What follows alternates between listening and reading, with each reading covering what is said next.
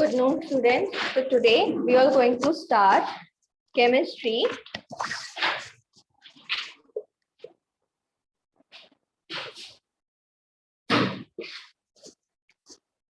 तो अब हम लोग क्या करेंगे, अब हम लोग इसका आगे का कंटिन्यू करेंगे। तो लास्ट क्लास में हमने कहाँ तक पढ़ा था, हमने पढ़ा था change of state by changing temperature.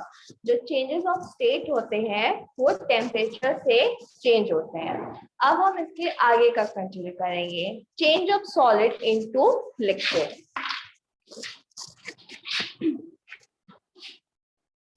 Change of solid into liquid.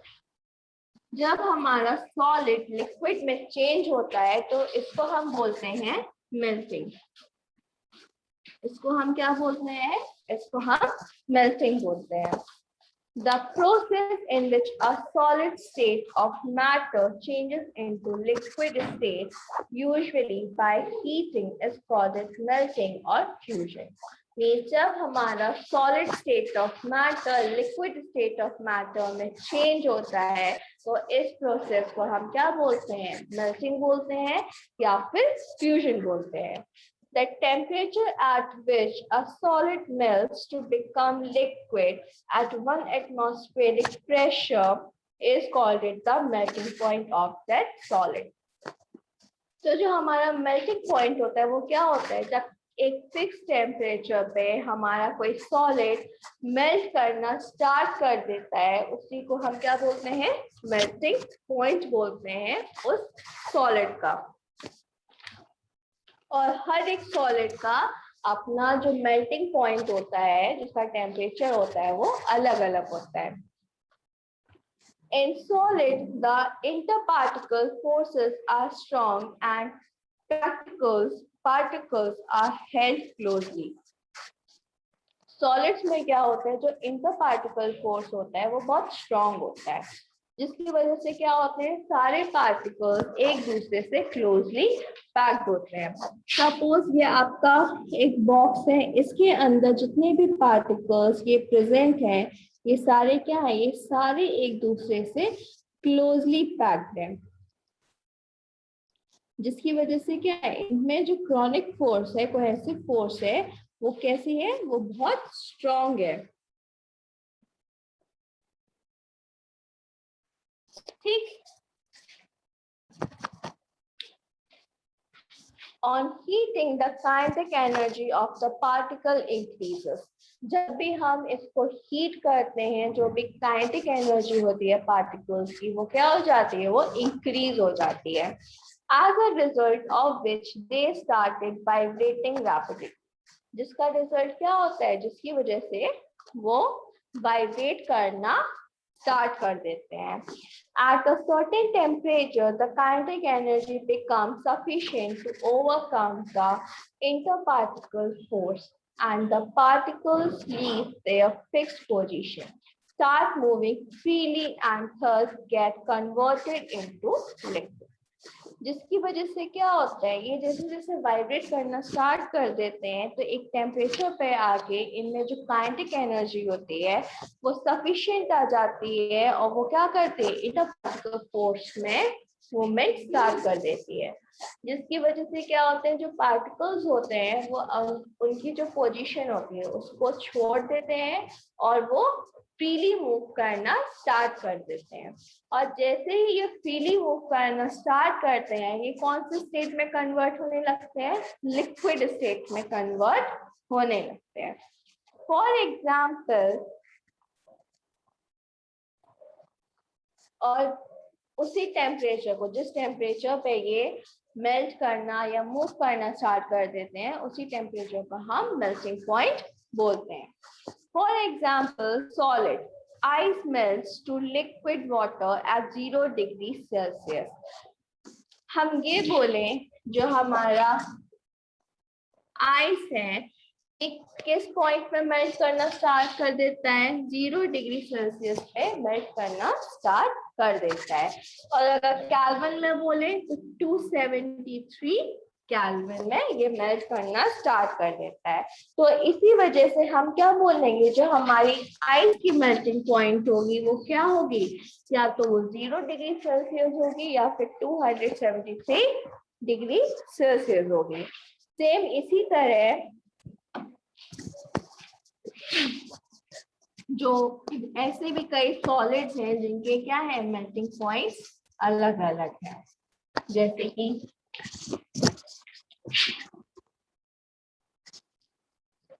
ये है आपका सब्सटेंस और यहाँ पे है आपका मेल्टिंग पॉइंट। ठीक, सब्सटेंस, पहला सब्सटेंस है आपका आइस। तो आइस का जो मेल्टिंग पॉइंट है वो कितना है 0 डिग्री सेल्सियस और केल्विन में कितना है 273 डिग्री, सॉरी 273 केल्विन। ठीक है, अब इसी तरह हम आते हैं सिल्वर में। सिल्वर का जो मेल्टिंग पॉइंट है वो कितना है 961 डिग्री सेल्सियस है। कितना है 961 डिग्री सेल्सियस और केल्विन में कितना है 1 2 3 4 केल्विन। लास्ट क्लास में मैंने आपको केल्विन में कन्वर्ट करना बताया था ना कि हम कैसे केल्विन में कन्वर्ट करते हैं। फिर नेक्स्ट हमारा लेड। लेड का कितना है 327 डिग्री सेल्सियस और केल्विन में कितना है 600 केल्विन। अब इसी तरीके से आपका एल्युमिनियम का है, कॉपर का है और नेफ्थलीन का है। ठीक, तो इनको आपको देखना होगा, इनका आपको फाइंड करना है। एल्युमिनियम, कॉपर और नेफ्थलीन का आपको फाइंड करना है कि इनका melting point Celsius, degree Celsius और केल्विन में कितना आएगा। ठीक है, the melting point of a solid is a measure of a force of attraction between the constituent particles of that solid। तो melting point हमारा क्या होता है, melting point हमारा force पे डिपेंड करता है जो क्या होता है उन particles में present होता है। higher the melting point of the solid, solid का melting point जितना ज्यादा होगा, stronger are the force of attraction between the constituent particles। तो उन particles के बीच में जो force of attraction है वो इतना ही ज्यादा होगा। Why does temperature remain constant during melting? जब ये मेल्ट हो रहे होते हैं तो इनका जो टेम्परेचर होता है वो हमेशा कांस्टेंट क्यों रहता है। तो अभी हम क्या करेंगे, अब हम इसको समझने के लिए हम एक्टिविटी 1.9 को परफॉर्म करेंगे। ठीक है,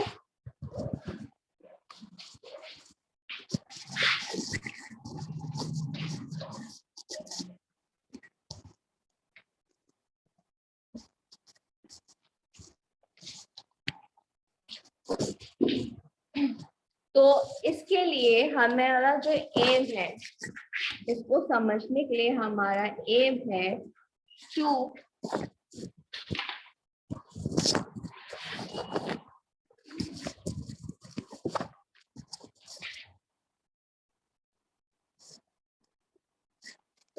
demonstrate melting of a solid into liquid। तो हम क्या करने वाले हैं, हमारा जो सॉलिड है वो लिक्विड में कैसे मेल्ट होता है उसको समझने वाले हैं। तो उसके लिए क्या होगा, हमें कुछ मटेरियल्स की जरूरत पड़ेगी। जैसे पहला मटेरियल है हमारा बीकर, दूसरा है thermometer, iron stand, burner, tripod stand, ice, wire gauze etcetera. ठीक है, तो सबसे पहले देखिए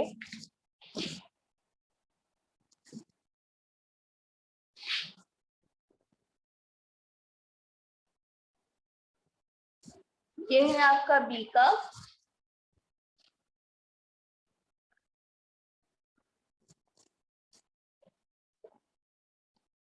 ये है आपका स्टैंड,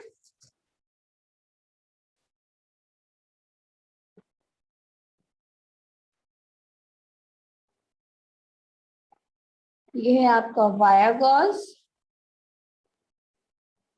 और इस पे ये रखा है हमारा ट्राइपॉड, ठीक है।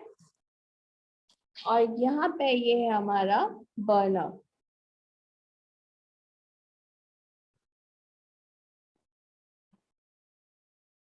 और ये है हमारा थर्मोमीटर, और इसमें हमने क्या डाले हुए हैं, इसमें हमने छोटे छोटे आइस क्यूब्स डाले हुए हैं, ठीक है।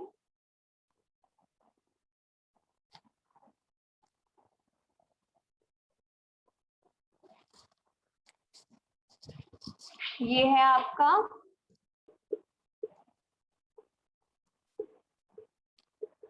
थर्मोमीटर, ये है आपका बीकर, ये है आपके आइस, ये है आपका आयरन स्टैंड, ये है आपका बर्नर, ये है आपका ट्राइपॉड स्टैंड, ठीक है। तो इसके लिए क्या हुआ, और ये लास्ट में आपका wire gauge,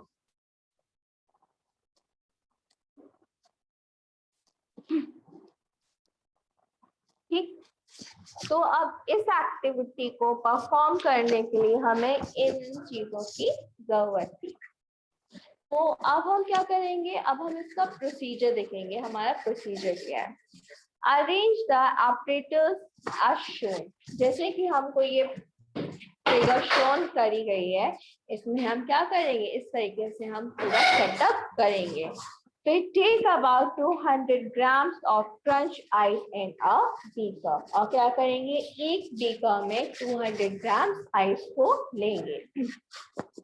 Suspend the thermometer in the beaker in such a way that its bulb is in the crushed ice.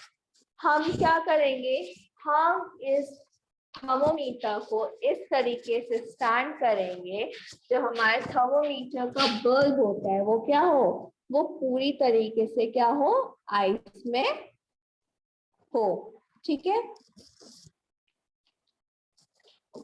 फिर heat the beaker slowly and uniformly, और फिर क्या करेंगे, हम धीरे धीरे इस बीकर को क्या करेंगे, हीट करेंगे। तो इससे हमें क्या ऑब्जर्वेशन मिलती है, temperature of ice is 0 degree Celsius. इससे हमें ये पता चला जो हमारा आइस का टेम्परेचर है वो कितना है, 0 डिग्री सेल्सियस है। As we slowly heat the beaker, जैसे जैसे हम धीरे धीरे बीकर को हीट करेंगे, ice starts melting but the temperature remains constant at 0 degree Celsius. जैसे जैसे हम इसको हीट करेंगे, जो हमारी आइस है वो मेल्ट होनी स्टार्ट हो जाएगी, पर जो टेम्परेचर होगा वो स्टिल कांस्टेंट ही रहेगा, कितना, 0 degree Celsius. Whole of the ice melt and change into water. जब पूरा आइस मेल्ट हो जाएगा और किस में कन्वर्ट हो जाएगा, वाटर में कन्वर्ट हो जाएगा, after that the temperature start rising, और जैसे ही हमारा आइस किस में कन्वर्ट होगा, वाटर में कन्वर्ट होगा, तभी क्या होगा, ये हमारा जो टेम्परेचर है वो राइज करना स्टार्ट कर देगा। तो इससे हमें ये समझ में आता है कि जो हमारा आइस का जो मेल्टिंग पॉइंट है वो कितना है, 0 डिग्री सेल्सियस है। तो अब हमारा क्वेश्चन था, why does temperature remain constant during melting. तो हमारा क्वेश्चन ये था कि मेल्टिंग के टाइम में जो हमारा टेम्परेचर था वो कांस्टेंट क्यों रहा, चेंज क्यों नहीं हुआ। तो जो अभी हमने इस एक्टिविटी को जो हमने ऑब्जर्व किया, तो हमको समझ में आया that the temperature remains constant during the melting of ice even when heating is continuous. तो इसलिए हमें ये समझ में आता है कि भले ही हम हीट क्यों ना कर ले, जो आइस का मेल्टिंग पॉइंट है वो क्या रहेगा, वो सेम रहेगा, वो चेंज नहीं होगा। Only after all ice has melted, the temperature starts to rise. जैसे ही सारी आइस मेल्ट हो गई तभी क्या हुआ, टेम्परेचर ने राइज करना स्टार्ट किया। It is because when a substance changes from solid state into a liquid state, the heat energy applied is used up in overcoming the interparticle force of attraction. तो इससे हमें ये समझ में आया, जब हमारा सॉलिड स्टेट लिक्विड स्टेट में कन्वर्ट कर रहा था, जो हीट एनर्जी उसमें सप्लाई हो रही थी वो क्या थी, वो उन उन इंटर पार्टिकल्स के फोर्स में अट्रैक्ट हो रही थी। As the kinetic energy remained unchanged, जिसमें जो kinetic energy थी वो हमारी चेंज नहीं हुई, और टेम्परेचर भी हमारा क्या रहा, कांस्टेंट रहा। After melting is over, जैसे ही हमारी जो मेल्टिंग थी वो खत्म हुई, the heat supplied increases the kinetic energy of a molecule of a liquid and therefore temperature starts rising. और जैसे ही हमारा आइस पूरा मेल्ट हो गया, जो हीट की सप्लाई थी वो क्या हो गई, वो इंक्रीज हो गई, और काइनेटिक एनर्जी के जो मॉलिक्यूल्स थे वो क्या हो गए, लिक्विड में फ्रीली मूव करना स्टार्ट कर दिया, और जिससे क्या हुआ, जो हमारा टेम्परेचर था वो राइज होना स्टार्ट हो गया। तो आपको अब ये एक्टिविटी समझ में आई। तो अब हम पढ़ेंगे लैटेंट हीट ऑफ फ्यूजन। अब हमारा लैटेंट हीट ऑफ फ्यूजन क्या है? Heat supplied during melting of a solid is called it a latent heat of fusion. जो हीट सप्लाई होती है हमारी सॉलिड के टाइम पे, उसी को हम क्या बोलते हैं, लैटेंट हीट ऑफ फ्यूजन बोलते हैं। It is so called it because it does not raise the temperature. ऐसा क्यों होता है? क्यों? क्योंकि ये टेम्परेचर को चेंज नहीं करता है। Remains hidden from the temperature. ये क्या रहता है, थर्मोमीटर में हिडन रहता है, छुपा रहता है। Latent heat of fusion is the amount of heat energy required to change one unit of mass of a solid into liquid at atmospheric pressure at its melting point. तो जो latent heat of fusion है, इसको हम कैसे define कर सकते हैं? इसको हम डिफाइन कर सकते हैं, latent heat of fusion is the amount of heat energy. Heat energy का अमाउंट है जिसको क्या जरूरत पड़ती है, मास के 1 यूनिट की जरूरत पड़ती है। जो हमारा सॉलिड का मास होता है उसके 1 यूनिट की जरूरत पड़ती है, किसके लिए, एटमॉस्फेरिक लिक्विड में कन्वर्ट होने के लिए, जिसके उसका क्या हो, मेल्टिंग पॉइंट उसका डिफाइन हो सके। The SI unit of latent heat of fusion is Joule per kilogram. तो latent heat of fusion का जो SI unit है वो क्या है, Joule per kilogram है। The latent heat of fusion of ice is 3.35 into 10 की power 5 Joule per kilogram। और जो आइस का लैटेंट हीट है वो कितना है, 3.35 into 10 की power 5 joule kilogram. It means that in order to convert 1 kilogram of ice into 1 kilogram of water, तो इसका मतलब ये हुआ, अगर हम 1 किलोग्राम आइस को 1 किलोग्राम वाटर में कन्वर्ट कर रहे हैं, मतलब 0 डिग्री सेल्सियस 3.35 into 10 की power 5 joule kilogram per joule of the heat is observed by ice. Therefore, ice at 0 degree Celsius is more effective in cooling than the same quantity of water at the same temperature. तो जो हमारा ice है वो 0 degree Celsius पे ज्यादा effective है, accept किसके, अगर हमारा सेम क्वांटिटी और सेम टेम्परेचर पे हमारा वाटर है तो उससे ज्यादा इफेक्टिव कौन है, हमारा आइस इफेक्टिव है। Ice held in our hand feels more cold because it absorbs heat from melting from our hand. जब भी अगर आपने देखा होगा, आप आइस को जब भी अपने हाथ में लेते हो तो आपको बहुत ठंडा फील होता होगा। ऐसा क्यों फील होता है, जो आइस होती है वो क्या करती है, हमारे हैंड से हीट को अब्सॉर्ब करती है, जिससे क्या होता है, वो मेल्ट होना स्टार्ट हो जाती है।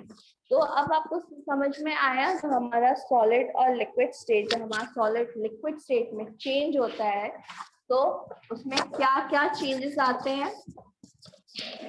चलिए, तो फिर अब हम आगे नेक्स्ट कंटिन्यू करते हैं।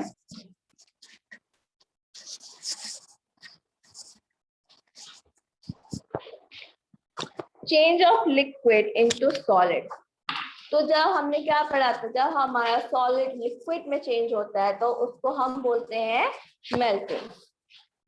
अब हम पढ़ेंगे change of liquid into solid. जब हमारा लिक्विड सॉलिड में चेंज होता है तो उसको हम क्या बोलेंगे, फ्रीजिंग बोलेंगे। मीन्स जब हम सॉलिड को लिक्विड में चेंज करेंगे तो उसको हम क्या बोलेंगे, उसको हम फ्रीजिंग बोलेंगे। The process in which a substance in liquid state is changed into a solid state is called freezing.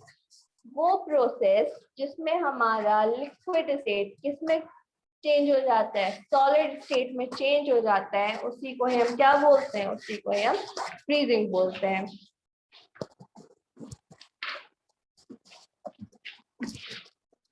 Example, water. Water हमारा क्या है, वाटर है हमारा लिक्विड स्टेट। और लिक्विड स्टेट जब हम इसको चेंज करते हैं सॉलिड स्टेट में तो वाटर हमारा किस में चेंज हो जाता है, आइस में चेंज हो जाता है। तो आइस हमारा कौन सा स्टेट होता है, आइस होता है हमारा सॉलिड स्टेट। तो इसी प्रोसेस को हम क्या बोलते हैं, जब हमारा लिक्विड स्टेट सॉलिड स्टेट में चेंज होता है तो इसी को ही हम क्या बोलेंगे, फ्रीजिंग बोलेंगे। जब हमारा वाटर आइस में कन्वर्ट होता है तो किसकी वजह से कन्वर्ट होता है, फ्रीजिंग की वजह से कन्वर्ट होता है। Thus, freezing is reverse of melting. तो हम अगर ये बोले जो फ्रीजिंग है वो क्या है, मेल्टिंग का ही उल्टा है।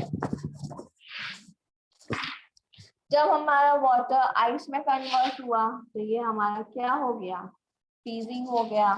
और फिर जब हमारा आइस वाटर में कन्वर्ट हुआ तो ये हमारा क्या बन गया, मेल्टिंग बन गया। तो हम ये बोल सकते हैं जो हमारा फ्रीजिंग स्टेट, जो फ्रीजिंग और मेल्टिंग है, ये क्या है, एक दूसरे का रिवर्स फॉर्म है। When water is cooled, जब हम वाटर को कूल कर देते हैं, it slowly solidifies into ice। तो ये धीरे धीरे किसमें सॉलिडिफाइड होने लगता है, आइस में सॉलिडिफाइड होने लगता है। This transformation takes place at the temperature of 0 degree Celsius। और ये जो ट्रांसफॉर्मेशन होता है कितने टेम्परेचर पे होता है, 0 डिग्री सेल्सियस पे ही होता है। Which is freezing point of water, जो वाटर का क्या है, फ्रीजिंग पॉइंट है। तो हमने ये पढ़ा था जो हमारे आइस का मेल्टिंग पॉइंट होता है वो कितना होता है, 0 डिग्री सेल्सियस होता है। और वाटर का जो फ्रीजिंग पॉइंट होता है वो कितना होता है, वो भी 0 डिग्री सेल्सियस ही होता है। The temperature at which liquid substance change into solid state at atmospheric pressure is called its freezing point। तो सिंपली हम बोले जिस टेम्परेचर पे हमारा लिक्विड सॉलिड पर कन्वर्ट होने लगता है एटमॉस्फेरिक प्रेशर में, उसी को ही हम क्या बोलते हैं, उसी को ही हम फ्रीजिंग पॉइंट बोलते हैं। In liquid state of matter, the constrained particles have energy enough of slide about within the volume of the liquid। तो liquid state of matter में जो constrained particles होते हैं एनर्जी के, उनके पास क्या होते हैं, उनके पास इनफ स्पेस होती है ताकि वो क्या कर सके, स्लाइड कर सके उनके वॉल्यूम में। ऑन कूलिंग, जब वो ठंडे हो जाते हैं, on lowering temperature, low temperature पे kinetic energy of the particle decreases। जो kinetic energy होती है particles की वो decrease हो जाती है। And they start moving slowly, और फिर वो क्या करते हैं, धीरे धीरे मूव करना स्टार्ट कर देते हैं। एज कूलिंग इज कंटिन्यूड, जब आपकी कूलिंग कंटिन्यू रहेगी, the stage comes when the mutual attractive force overcome the low kinetic energy, जिसमें क्या होगा, एक ऐसा स्टेज आएगा जिसमें क्या होगा, जो काइनेटिक एनर्जी होगा वो एकदम कम हो जाएगा, और जो पार्टिकल्स हो जाएंगे वो लॉक हो जाएंगे और एक फिक्स पोजीशन में चले जाएंगे, और वो सिर्फ क्या करेंगे, वो सिर्फ वाइब्रेट करेंगे।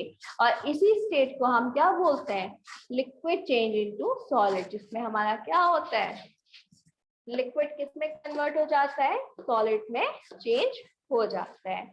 And forward change in melting and reverse change is freezing. तो जब हम आइस को वाटर में चेंज करेंगे तो ये हमारा मेल्टिंग पॉइंट कहलाएगा, और जब हम वाटर को आइस में चेंज करेंगे तो ये हमारा फ्रीजिंग पॉइंट कहलाएगा। ठीक है,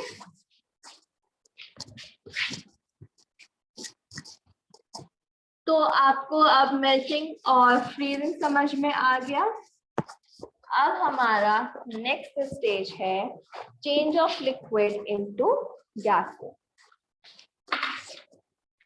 जब हमारा लिक्विड किस में चेंज हो रहा है, गैस में चेंज हो रहा है, change of liquid into gas.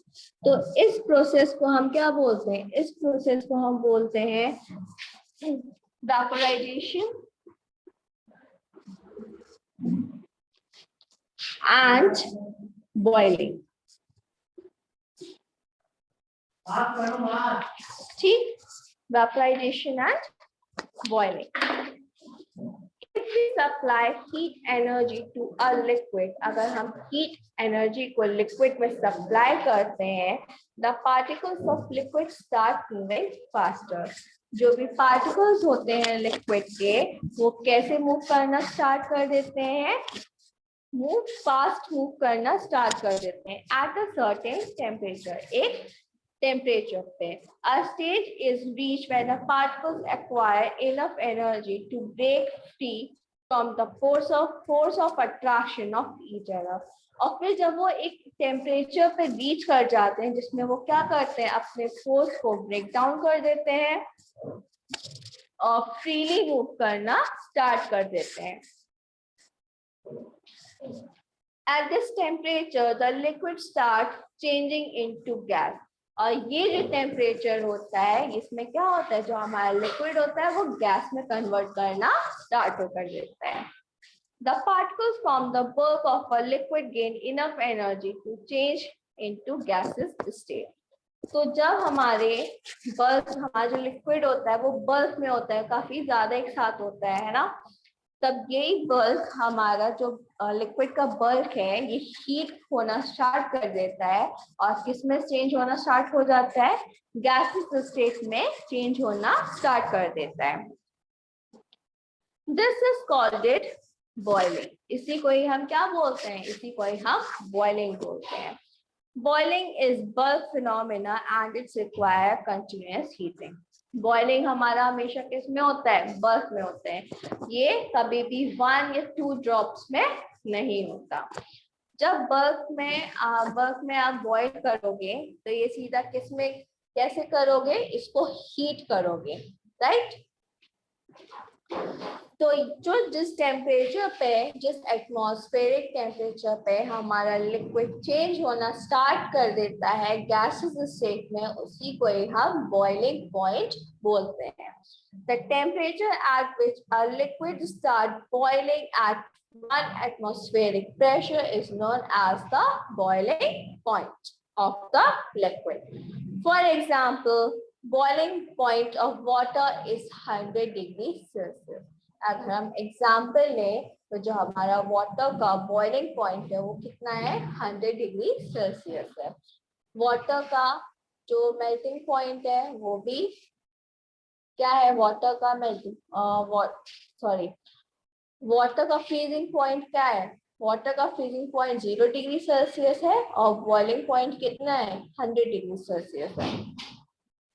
Boiling point of a liquid is a measure of the force of attraction between the constrained particles of the liquid. तो boiling point में क्या होता है, जो भी लिक्विड मेजर्स होते हैं फोर्स ऑफ अट्रैक्शन के, वो कंटिन्यू पार्टिकल्स में मूव करना स्टार्ट कर देते हैं। जितना ज्यादा आपका बॉइलिंग पॉइंट बढ़ता जाएगा, फोर्स उतना ही ज्यादा अट्रैक्ट होता जाएगा और पार्टिकल्स क्या होंगे, उतने ही ज्यादा फ्रीली मूव करना स्टार्ट कर देंगे। अब हम पढ़ेंगे latent heat of vaporisation. Latent heat of vaporisation क्या है हमारा, the like melting की तरह the temperature does not change during boiling through the liquid is continuously heated। जैसे आपका टेम्परेचर होता है, जो आपका कंटिन्यू हीटिंग होता है, मेल्टिंग की तरह ही जो आपका टेम्परेचर होता है वो बॉइलिंग में चेंज नहीं होता। लिक्विड में क्या रहता है, वो कंटिन्यूसली हीट होता रहता है। Means the temperature remains constant till the whole liquid is converted into gas। Temperature आपका तब तक सेम रहेगा जब तक आपका पूरा लिक्विड किस में कन्वर्ट नहीं हो जाता, गैस में कन्वर्ट नहीं हो जाता। This is because initially when the liquid is heated, the heat supply increases the kinetic energy of the molecule, but once the liquid starts boiling, the heat supplied is used by the overcome of intermolecular force of attraction between the molecules of a liquid, and the liquid changes into a gaseous state। Simple शब्दों में बोले, जैसे जैसे आपका heat increase होता जाएगा, kinetic energy क्या होगी, बढ़ती चली जाएगी और वो क्या करेगी, वो मॉलिक्यूल धीरे धीरे कन्वर्ट होती जाएगी। जैसे जैसे हीट सप्लाई होती जाएगी, इंटरमॉलिक्यूलर स्पेस बढ़ता चला जाएगा और जो लिक्विड है वो किसमें कन्वर्ट हो जाएगा, गैस में कन्वर्ट हो जाएगा। तो हम बोल सकते हैं कि latent heat of evaporation is the amount of heat required to convert 1 unit of mass of a liquid substance into vapor as its boiling point without a change in temperature। तो latent heat of evaporation क्या होता है, बिना boiling point, बिना उसके temperature के change हुए क्या होता है, जो हीट हमारा गैस स्टेट में कन्वर्ट हो जाता है, वही हमारा क्या कहलाता है, लैटेंट हीट ऑफ इवेपोरेशन कहलाता है। तो ये हमने पढ़ा था लैटेंट हीट ऑफ इवेपोरेशन। अब हम पढ़ेंगे condensation. Condensation is a process in which vapour change into liquid normally by cooling. Condensation क्या होता है, इवेपोरेशन का रिवर्स होता है।